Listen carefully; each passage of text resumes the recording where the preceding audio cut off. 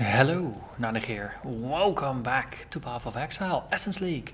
We are playing as Tukohama's Totemancer and it is time to run the tower. We will have sea witches everywhere. They will be lightning resistant and they will poison on hit. They will carry frenzy charges and the boss is gonna deal more damage and attack and cast faster. In exchange for all of that, we're gonna gain a bunch of extra item quantity. So, let's have some fun.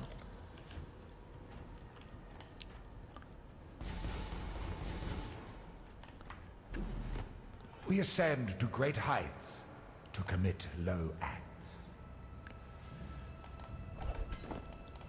I don't particularly remember this map from the old days. Could be that it's a higher tier map, but I never encountered it. So I'm very curious to see what it's gonna contain. From the tower, of course, I instantly have an association with Dominus's tower, but it looks more like a dungeon. Let's see, Essence of Wailing. Wailing Essence of Loathing and a Wailing Essence of Woe. Both tier 4. This is gonna get fun. Okay, let's take a step back. Let's burn you. Oh, they actually hurt a bit. But not enough. Golem didn't quite like it. And this is energy shield and this is the blocker. Okay, cool. We continue our search for the mysterious cloaked figure.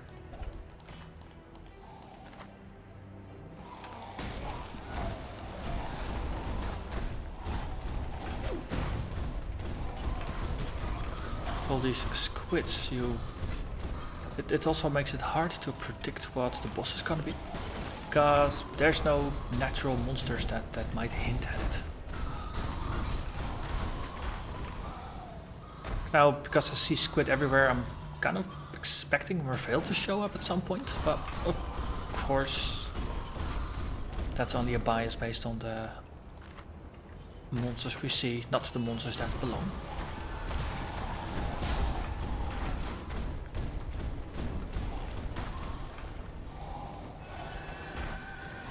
He has it.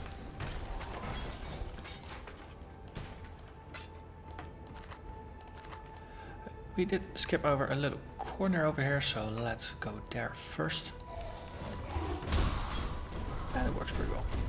Kiaman, be burnt. Be baptized by fire.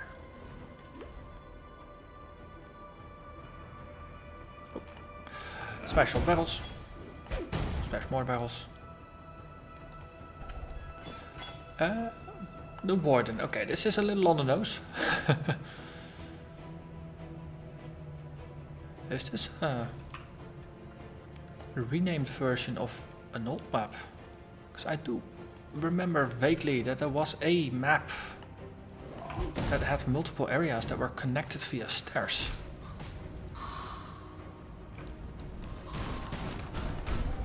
So then you could be expecting a cold-like boss. Could be. I was roughly in this area as well. I mean, this is a tier 5. Oasis. We shall see.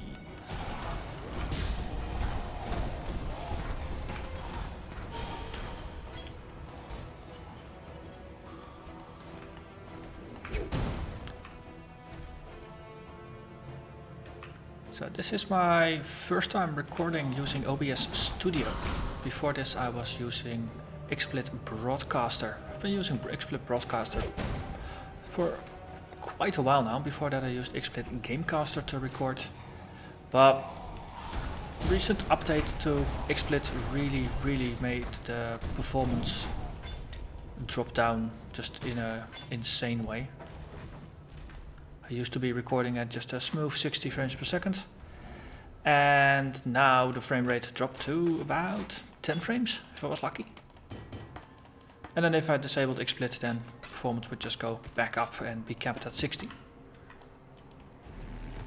And this has happened a couple times in the past where an update just completely wrecked the performance, and I had to spend quite some time and effort to set things back, downgrade the version, actually find the downgraded version.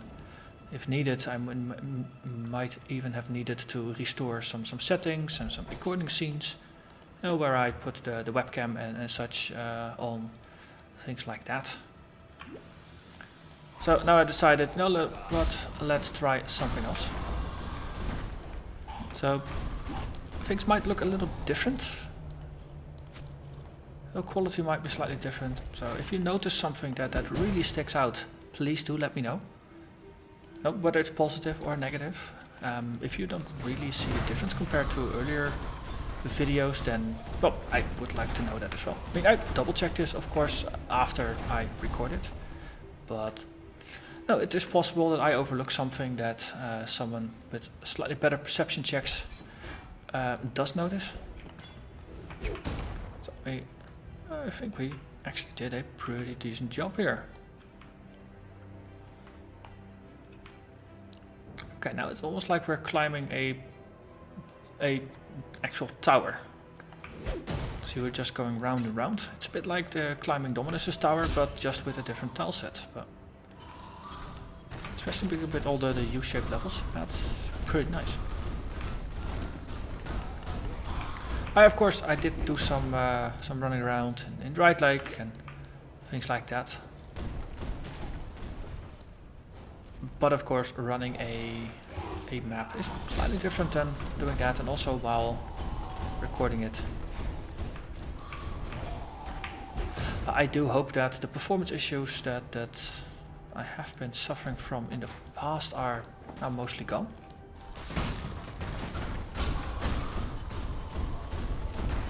But we shall see. I'm still looking forward to the performance improvements that the next patch of Path of Exile is going to contain.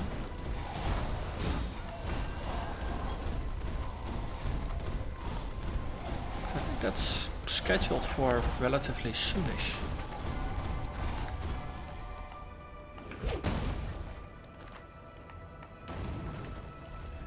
Okay, so it's splitting up a little bit. Actually, I think this might be just one largish area. Let's have a look there before we move further south.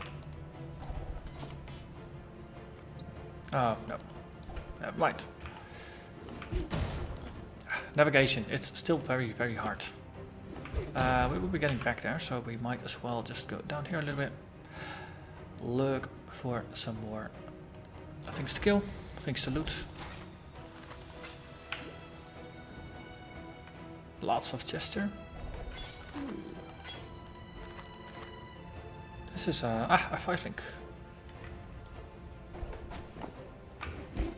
It's not something the color combination I've seen a lot, because 5-links don't really drop all that often. So this is a lucky 5-link. Downside, of course, it's a level 50 item, so it's not going to be useful for this character. It's also a Dex Strength armor, which is not something that we're going to use on this one, but well, it is useful to have some 5-links lying around. And level 50, that's early to mid. Ooh. Cruel. At which time you usually can upgrade to a 5-link. So I think this is going to go into the stash, and it will get crafted by a character once I need it. But I am sure I will be playing a duelist based character in the future. I don't have any concrete plans yet, but those dodgy Meliers, they are fun to play. And I'm having a ton of fun with my Toxic Viking. And I'm sure more builds will be thought of in the future. Hello, Jonah. Goodbye, Jonah. There. As I said, goodbye, Jonah. Let's see. Rings, claws. Put the ring there, put the claw there. Amulets, yep. Let's empty our pockets, pick up the loot.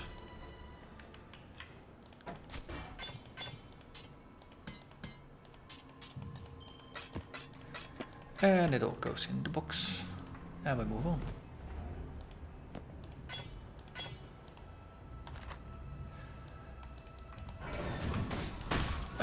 Lots of squids again.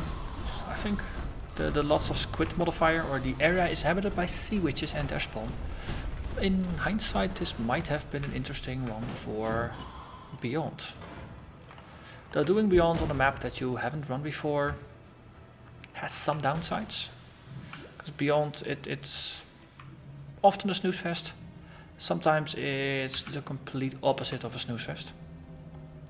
As you might remember from my pit run with the Toxic Viking.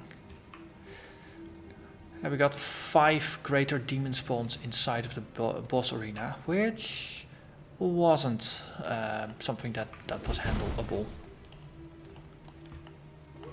At least not with the gear we had at the time.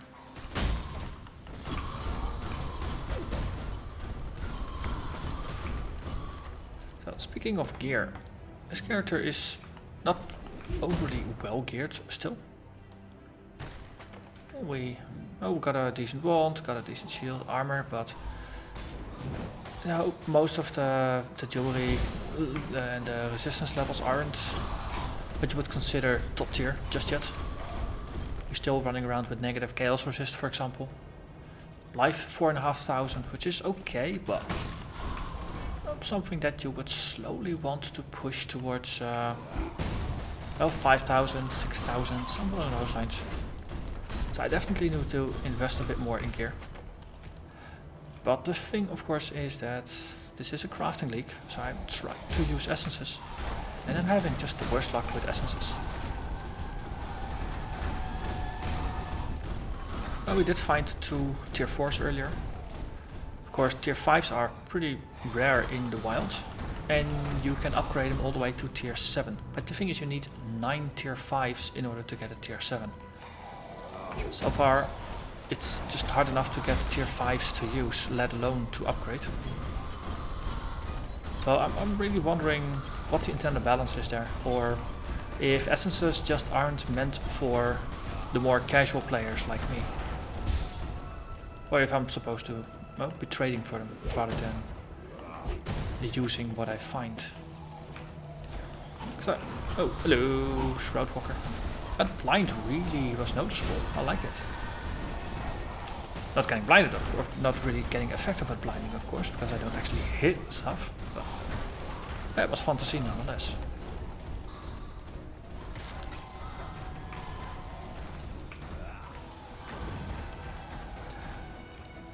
Oh, but it's interesting to just wonder how the developers, what they all have to consider when they are balancing items. Drop rates, power levels, things like that. Because on the one hand, you have people like me. I play about an hour every day, half an hour to an hour every day, just alternating between characters, all that stuff. So I play consistently, but I don't play a lot. And then on the other hand, you got the professional streamers who play 10 hours a day, 12 hours a day, maybe even more. So the amount of playtime I get in 2 or 3 weeks, they can do in a single day. That of course also means that if they're meant to find like one good item every day, and for me it's gonna take 3 weeks. But as for the devs, that's gonna be an interesting balance. Oh, there's a little path over there, isn't there?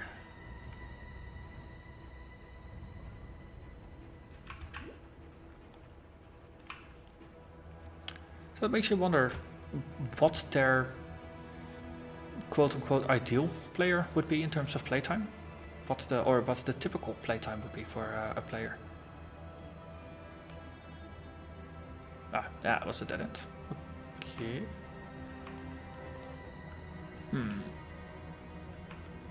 So maybe one of these very cryptic minimap walls has contains a door that we have just overlooked. Or is there something in the center here? Ah, there's a ladder up top. Ooh. Could it be a Dominus then maybe?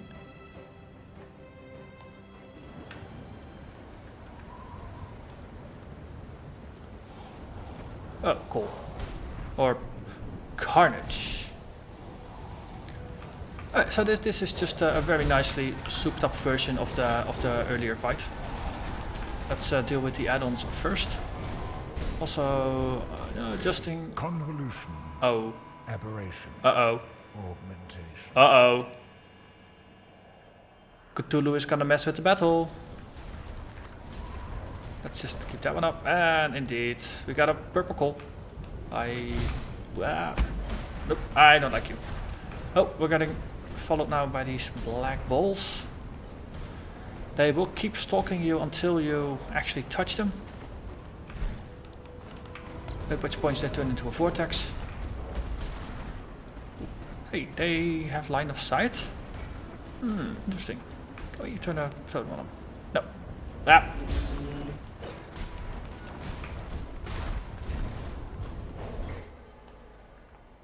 Another lost. So be it. The abyss will provide. There are always more. Inconsequential. So, unexpected Shaper. Augmented boss fight. Okay, touch this one, that one. Oh no, that's the gear. So we'll be standing in a vortex while looting. Yay for timing. Let's see. Wait, couldn't pick that one up. So, let's get that one a bit closer. Empty our pockets and then have a chat with Zana.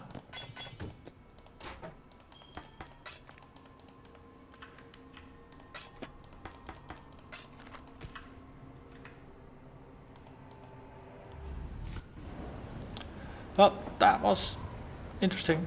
Fight a Melier getting imbued with extra ranged powers.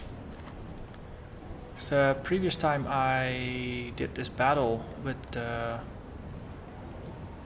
Lacerator, I think I was facing I think it was the Factory, which has a ranged mob, of course. And then we pick up this one. And then time for done. Zana, what do you have to say about this encounter? You saw him again. It seems that even if we could track the Shaper, capturing or defeating him would be extremely difficult. After all, we can't move through the maps like he can. But there must be a place of stability, a home of sorts where he works from. Look for any evidence of him you can. We might be able to find some sort of trail. Okay, so May next your maps step, be merciful. Looking for clues. So next step is going to be finding the memory fragments, I think.